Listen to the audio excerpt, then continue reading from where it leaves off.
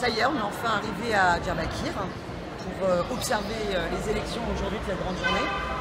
Ça n'a pas été si simple parce que quand on est arrivé à Istanbul et pour embarquer dans le deuxième avion qui nous emmenait à Diyarbakir, on a tout de suite été arrêté par la police et les services secrets turcs qui nous ont pris nos téléphones portables, nos passeports et qui ont procédé carrément à un petit interrogatoire.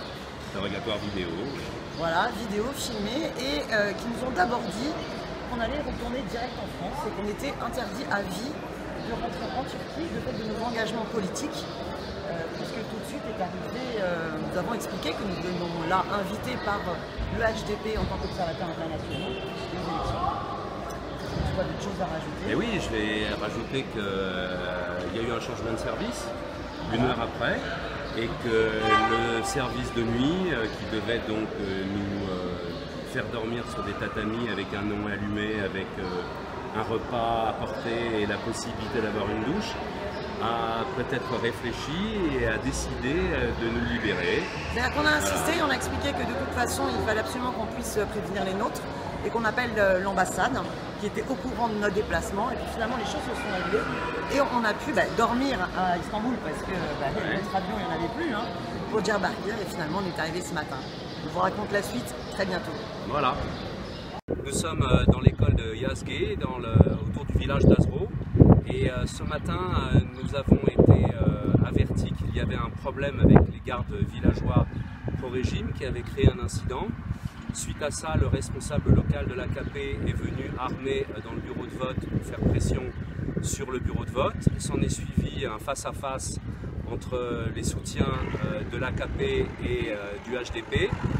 Et la gendarmerie et l'armée est intervenue en nombre puisqu'il y avait plus de 60 gendarmes dans la cour de l'école pour officiellement assurer la sécurité. Mais ça crée un très très fort climat précisément d'insécurité et d'intimidation pour les villageois qui viennent de très très loin, puisque c'est un bureau qui est regroupé. Donc ici vous avez des villageois qui vont mettre 2 heures avant de pouvoir venir voter. On a été aussi appelés dans d'autres bureaux de vote où certains on n'a pas pu rentrer alors qu'on est des observateurs internationaux, donc on voit qu'il y a des conditions qui sont extrêmement difficiles avec une pression qui est constante. Et puis là on voulait vous montrer ce mur, ce graphisme là. Ce que ça signifie en français, eh bien bientôt la vie nous sourira, voilà. Donc il y a un très fort espoir malgré le contexte extrêmement dur pour que ça change ici en Turquie. Voilà. De retour de Turquie, je peux vous dire que la situation elle est extrêmement préoccupante. On a pu constater sur place toutes les irrégularités qu'il y a pu avoir dans ce scrutin qui a été donc volé par Erdogan, qui est vraiment dans une dérive fasciste extrêmement préoccupante.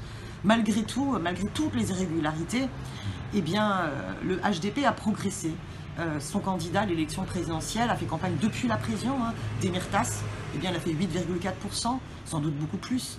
Le HDP a dépassé la barre des 10%, il a fait 11,67%, donc il a plus de députés au Parlement.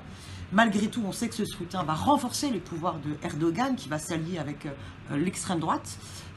Et donc la situation va empirer au niveau de la répression des libertés fondamentales en Turquie, pour la situation intérieure, et puis va aussi renforcer sa logique va-t-en-guerre à l'encontre des Kurdes, alors que la situation, notamment au Rojava, est pour nous très préoccupante, parce que c'est le seul endroit, en fait, dans cette région-là, où il y a une expérience démocratique, féministe, avec le confédéralisme kurde qui se fait, c'est-à-dire un projet démocratique, féministe, pluraliste, qui est vraiment une issue positive pour la paix dans la région contre Daesh, contre Al-Nosra, contre Al-Qaïda et contre l'AKP islamiste nationaliste fascisante de Erdogan. Donc il faut vraiment continuer à soutenir ce qui se passe là-bas, soutenir le HDP, soutenir aussi les Kurdes du Rojava et interpeller l'Union européenne, interpeller Macron, parce qu'ils ont une responsabilité extrêmement importante dans